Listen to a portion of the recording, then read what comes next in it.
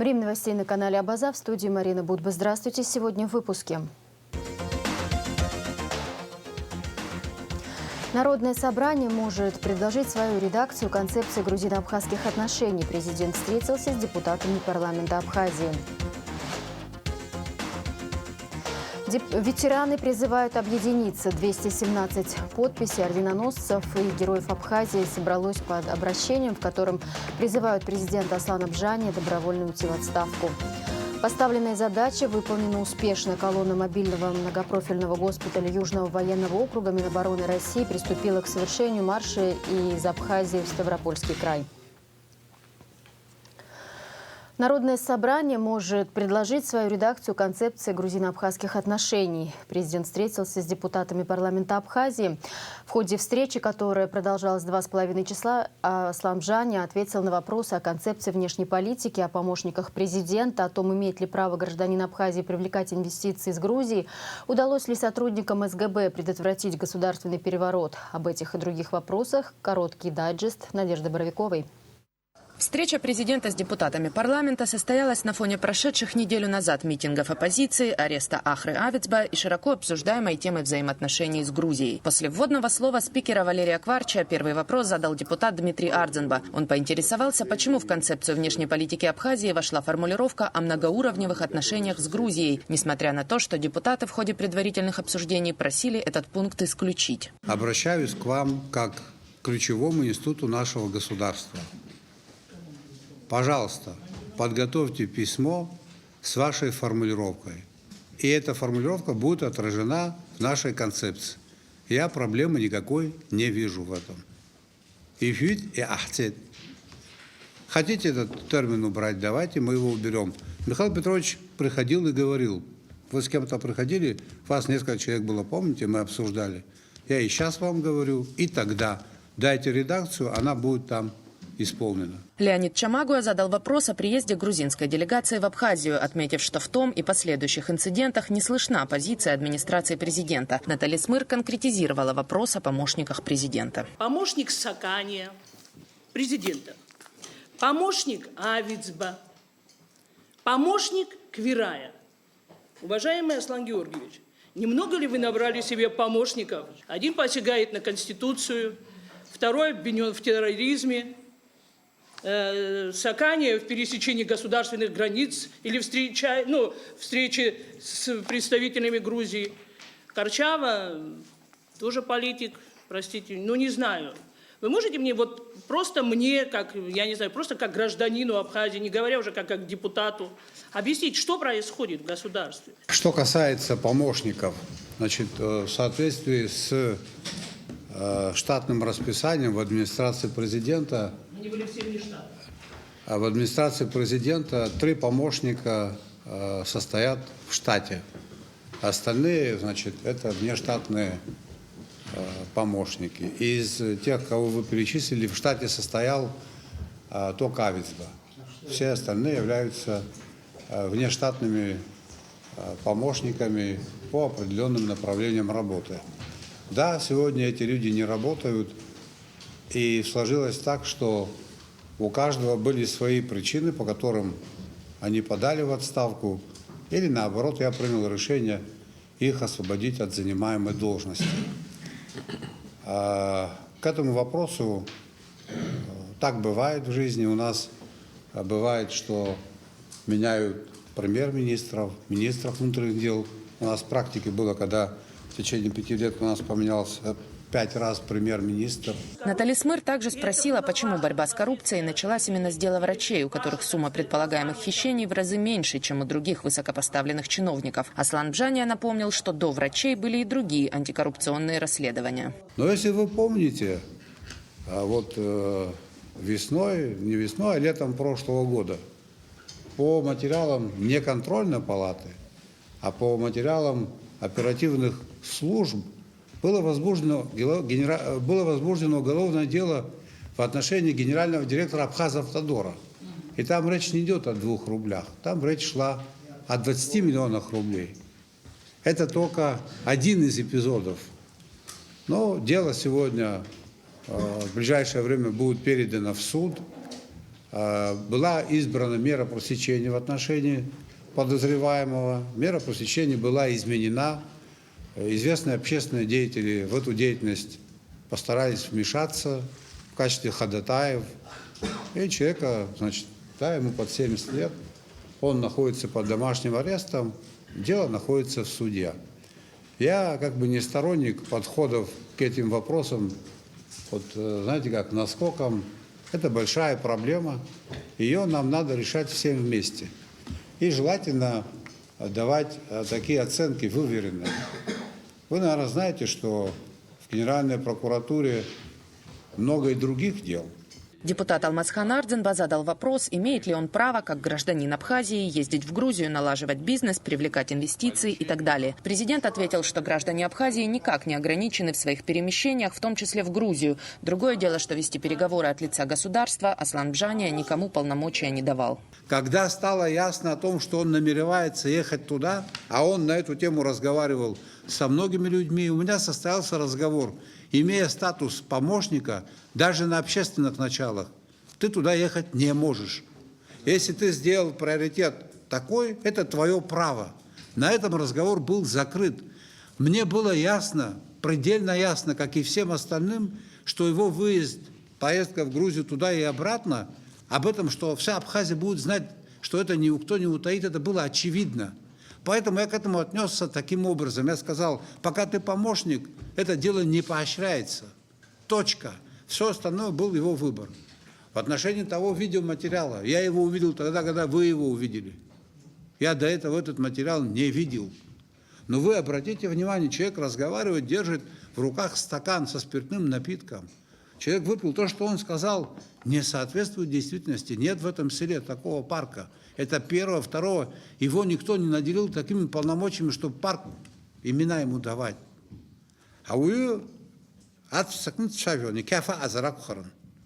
я думаю, что мы с таким явлением неоднократно сталкивались в жизни.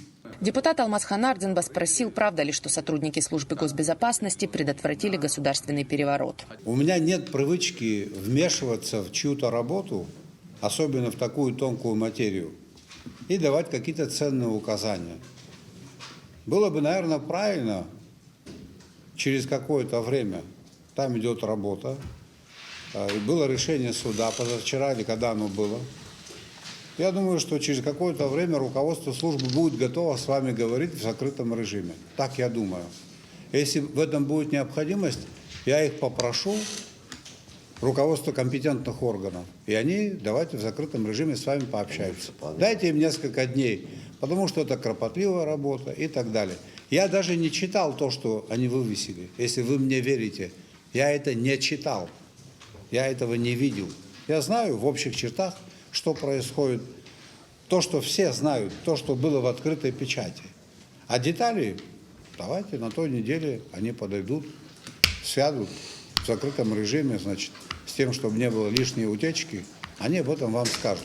Говоря о проблемах энергетики, глава государства отметил, что еще в 2016 году группа экспертов провела аудит и пришла к выводу, что энергетическая система Абхазии нуждается в инвестициях в размере 21 миллиард рублей. Но за прошедшие 5 лет фактически удалось вложить лишь 800 миллионов. Аслан Бжания также подчеркнул, что повышение тарифа за электроэнергию неизбежно и произойдет в течение года.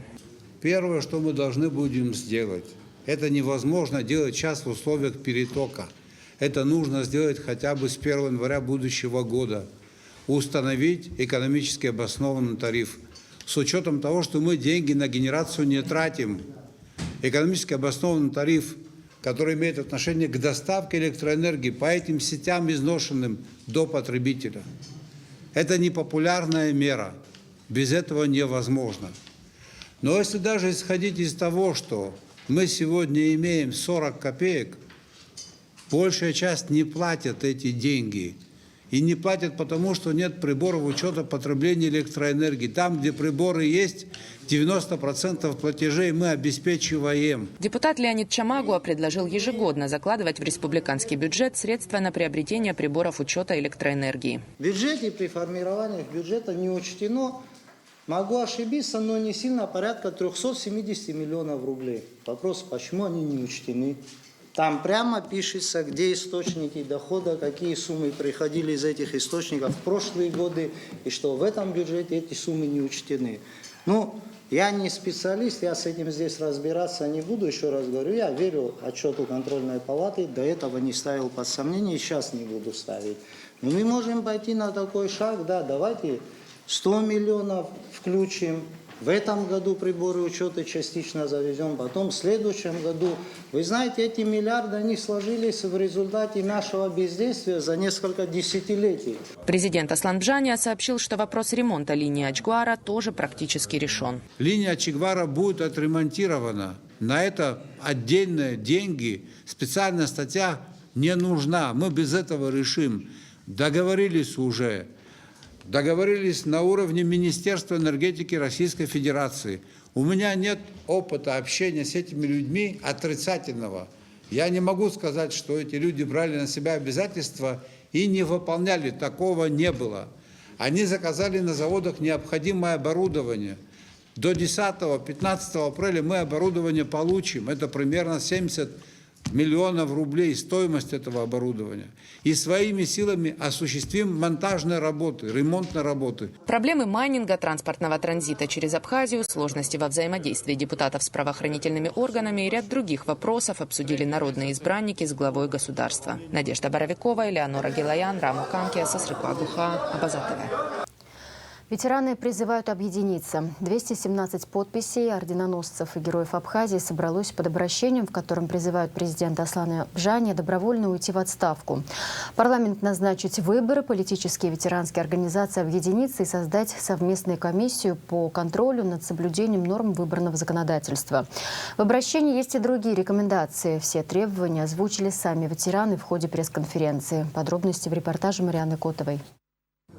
Ветераны должны объединиться, уверен Гарри Саманба, член партии Амцахара. Он призывает коллег это сделать, невзирая на политическую принадлежность. Моментом окончательного раскола он назвал то время, когда Амцахара перестала быть общественной организацией и перешла в статус политической партии. Как признается Гарри Саманба, это было большой ошибкой.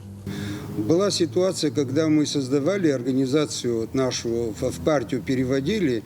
Здесь сидят люди, которые у меня интервью брали, и когда говорили, что это немножко неправильно. Я тогда не соглашался с этим. Я считаю, что это на самом деле неправильно. Было мое мнение такое сегодня.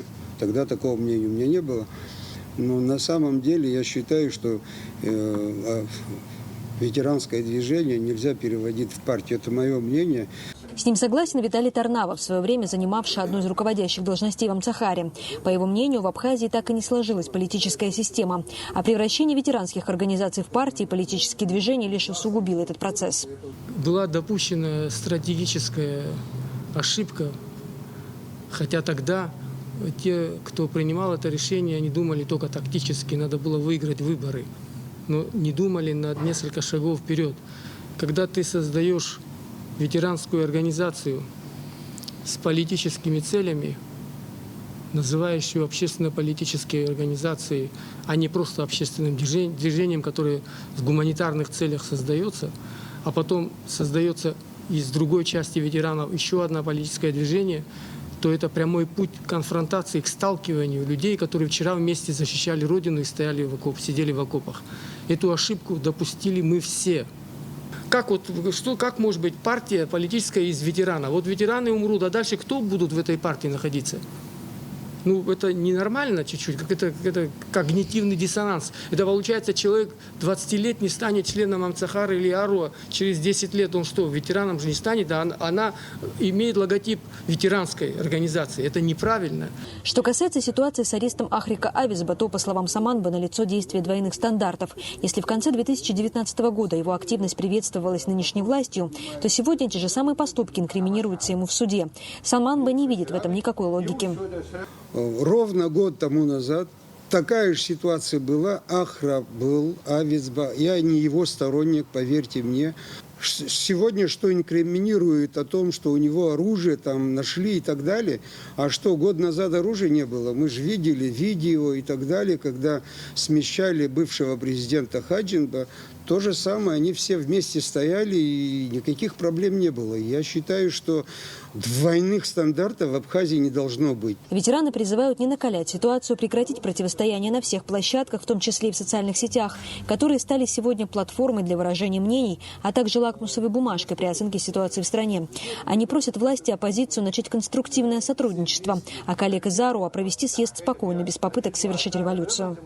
Я против радикальных движений всегда был и остаюсь. И я, более того, и сейчас призываю, чтобы никаких радикальных движений не было у нас. Вот 11 числа у нас в Абхазии намечается съезд АРУА. Я вот, пользуясь этим случаем, тоже призываю, чтобы не было никаких таких поспешных радикальных движений. Почему? Потому что мы с каждым разом мы опускаемся все ниже и ниже по планке. Что касается первого пункта обращения, в котором говорится о добровольной отставке президента, то, по словам Тарнава и Саманба, они не призывают к насильственному смещению Сланабжания.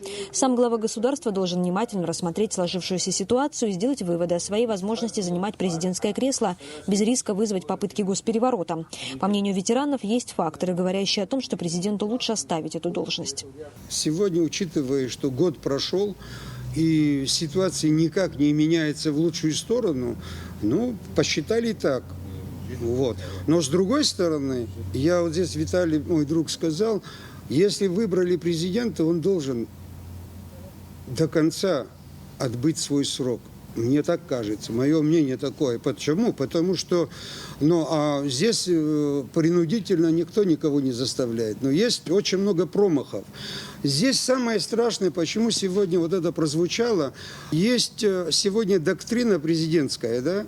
Многоуровневая политика с Грузией. Что за многоуровневый такой вот процесс? Непонятный тоже. То есть четкого определения нету. Вот это и злит сегодня ветеранов. Мне кажется, из-за этого и прозвучала вот эта вот строка, где добровольный. Ну и с другой стороны, я, насколько знаю, там и со здоровьем не очень, наверное, если поехал в такое время подлечиться. По мнению Виталия Тарнава, еще не поздно все наладить в политической жизни страны. Нужно просто вернуться в то место, откуда начался неверный путь. И нам вот сейчас, вот у этой последней черты, надо опомниться, вообще дорогу, чтобы найти, как говорится, в лесу, вот охотники знают, надо вернуться назад, чтобы найти дорогу. Надо вернуться и найти какое-то место, где мы могли бы все вместе собраться, еще раз обговорить, как нам жить дальше. Самым важным в этой ситуации ветераны видят деполитизацию ветеранских организаций. Спекуляция заслугами тех, кто завоевал свободу Абхазии, завела в тупик страну, считают ветераны, признавая и свою причастность к этому. Но, одумавшись сами, призывают и своих соратников. Марианна Котова, Торник Амичба, Абаза ТВ. Кроме того, общественное объединение «Общее дело» требует от правоохранительных структур республики при появлении на территории страны Давида Кварацхелия привлечь его к уголовной ответственности. Об этом говорится в опубликованном накануне заявлении организации. В нем также, в частности, отмечается: в конце февраля в СМИ была распространена информация о том, что бывший помощник президента Бинур Квирая посещал территорию Республики Грузии для проведения переговоров с представителями властей страны на предмет разблокирования территории СС, Курча и Международного морского порта, который там планируется. Вместе с тем в социальных сетях была распространена видеозапись, на которой Бинур Мамиевич в поздравительном тосте во время частного застолья обещает заложить на территории Скурчи парк имени своего будущего компаньона, бывшего бойца Госсовета Грузии во время Отечественной войны народа Абхазии, создателя 3-го батальона Сухумской бригады вооруженных сил Грузии и врага Республики Абхазия Давида Кварацхелия. В заключении заявления члены организации «Общее дело» под председательством Вадима Смыр призывают президента и парламент Республики Абхазия сделать соответствующее заявление по вышеописанному факту. Требуют от правоохранительных структур республики при появлении на территории страны Давида Кварацхелия привлечь его к уголовной ответственности за преступления, совершенные им во время Отечественной войны народа Абхазии.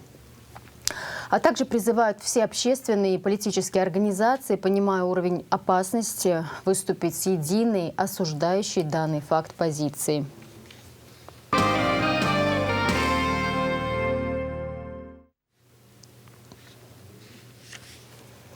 Россия надеется на скорое возобновление заседаний грузино-абхазского механизма по предотвращению и реагированию на инциденты в Гале. 9 марта заместитель министра иностранных дел Российской Федерации Андрей Руденко принялся председателем международных женевских дискуссий по безопасности и стабильности в Закавказье. Спецпредставителя Евросоюза по Южному Кавказу, представителя ООН и спецпредставителя действующего председателя ОБСЕ по Южному Кавказу. Сообщается на сайте МИД России. Состоялось обсуждение актуальных тем региональной безопасности. В контексте подготовки к намеченному на конец марта текущего года очередному раунду женевских дискуссий российская сторона в качестве приоритета акцентировала продолжение работы над соглашением о неприменении силы между Грузией с одной стороны и Абхазией и Южной Осетией с другой, а также скорейшее начало процесса делимитации, демаркации государственной границы между тремя указанными странами. Подтверждено, что наиболее оптимальными форматами для решения проблем в приграничье остаются механизмы по предотвращению реагирования на инциденты на границе Грузии с Южной Осетией и Абхазией. В этой связи выражена надежда на скорое возобновление заседаний в Гале.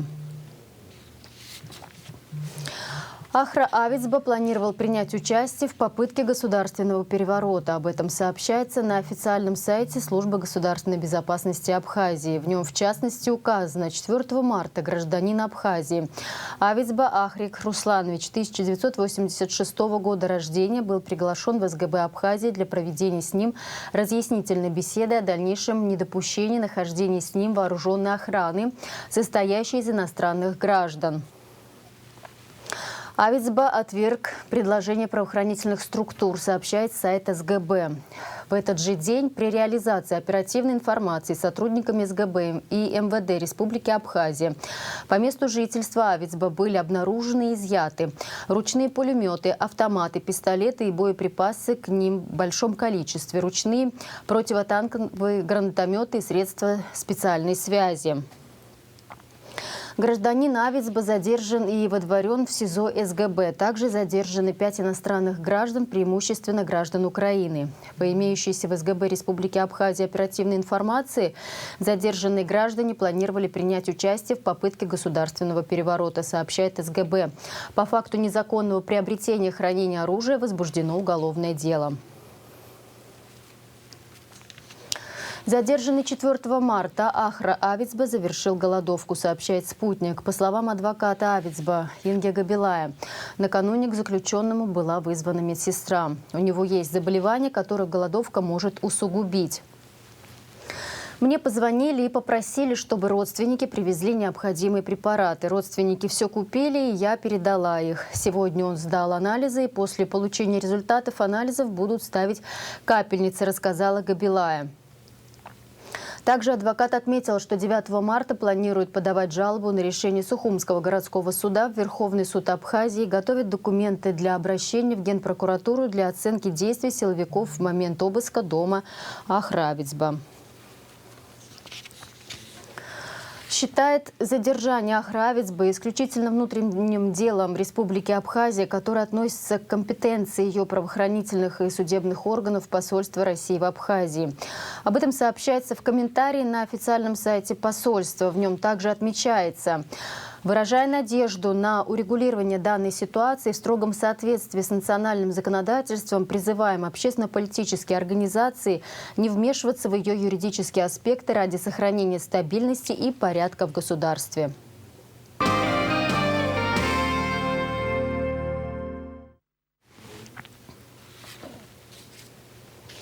Координационный штаб считает необходимым продлить действующие ограничения. Текущую эпидемиологическую обстановку и меры по ее регулированию обсудил временно исполняющий обязанности премьер-министра Владимир Делба в ходе совещания с членами Координационного штаба по защите населения от коронавирусной инфекции.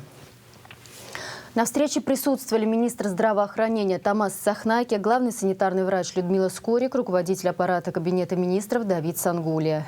По словам Тамаза Сахнаки, в республике наблюдается отчетливый спад заболеваемости и нужно сохранить положительную динамику. Мы рекомендуем продлить все ограничительные меры, которые действуют сейчас. Основная причина этому то, что в Абхазии не начался процесс вакцинации населения от коронавирусной инфекции.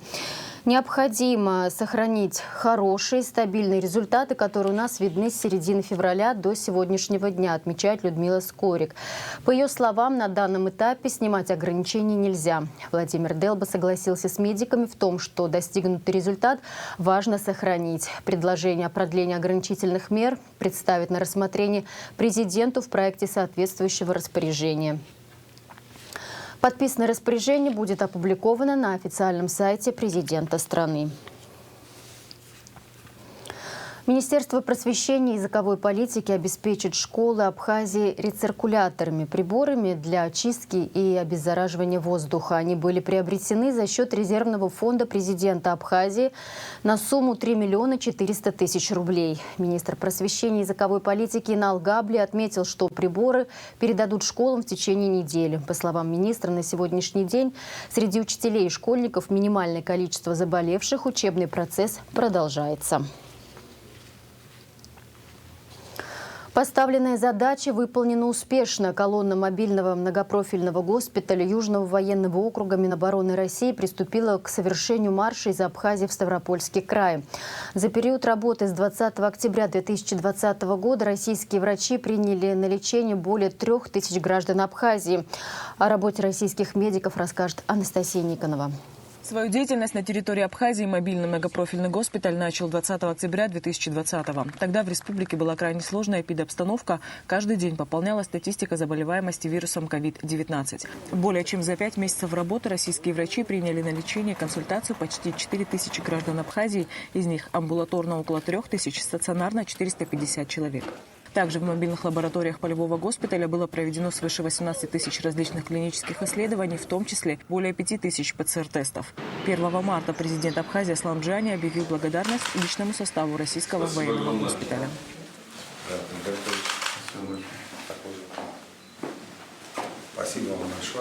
1 марта по приказу министра обороны Абхазии Владимира Ануа российских медиков наградили медалями за боевое содружество.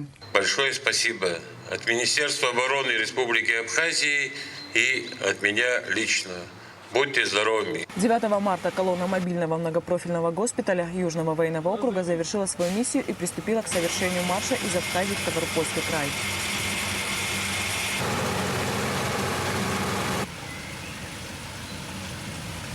Военнослужащие мобильного госпиталя успешно выполнили поставленные задачи по оказанию помощи населению нашей страны в борьбе с COVID-19. Медицинским специалистам предстоит преодолеть около 800 километров до места постоянной дислокации. Анастасия Никонова, Абазатова. Между тем, согласно сообщению оперативного штаба, за 6 марта тестирование на коронавирусную инфекцию проведено у 192 человек. Диагноз COVID-19 подтвержден у 15 из них. Общее число выявленных заболевших коронавирусом в Абхазии на сегодняшний день составляет 12 967 человек. Зарегистрировано 203 летальных случая, выздоровели 12 405 человек.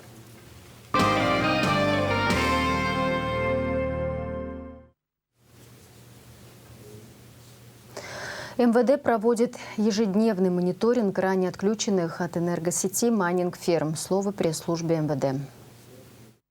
Министерство внутренних дел проводит ежедневный мониторинг, выявляя объекты по добыче криптовалют, а также осуществляет контроль за ранее отключенными от энергосети майнинг-фермами. В ходе рейдовых мероприятий, проводимых сотрудниками Управления экономической безопасности и противодействия коррупции Министерства внутренних дел Абхазии совместно с личным составом городских управлений и районных отделов внутренних дел, специалистами Республиканского унитарного предприятия «Черноморэнерго» и представителями комиссии при администрациях районов за прошедшую неделю выявлено порядка 230 действующих аппаратов для извлечения криптовалют. Отключено и отрезано от энергосети 8 объектов по добыче криптовалют. На 6 ранее выявленных объектах оборудование демонтировано владельцами. Поадресно исследовано 186 объектов. Это территории предприятий и частный сектор, на которых нарушений не выявлено.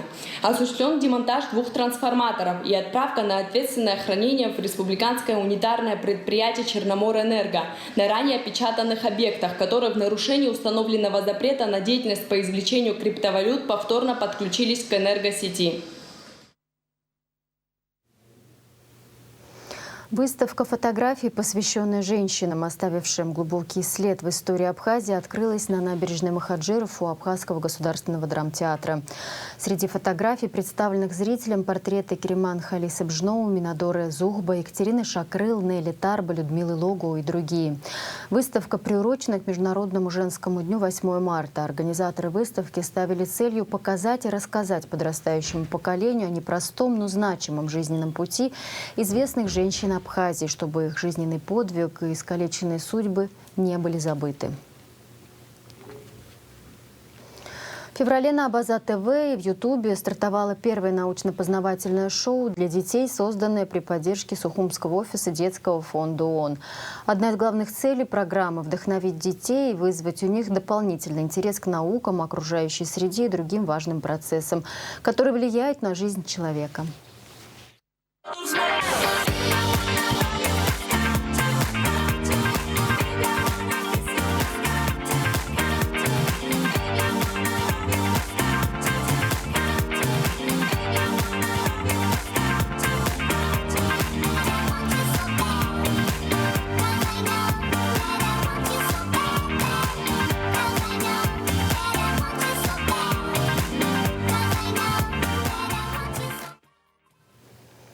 Очередной выпуск «Адуней шоу» на Абаза ТВ смотрите в нашем эфире в среду 10 марта.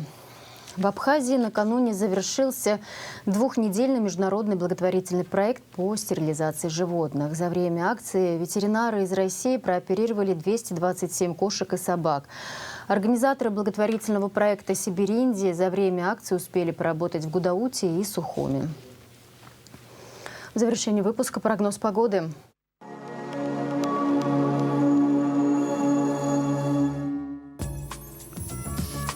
В среду 10 марта в Абхазии переменная облачность без осадков. Температура воздуха ночью 4, днем до плюс 11. Температура морской воды плюс 10.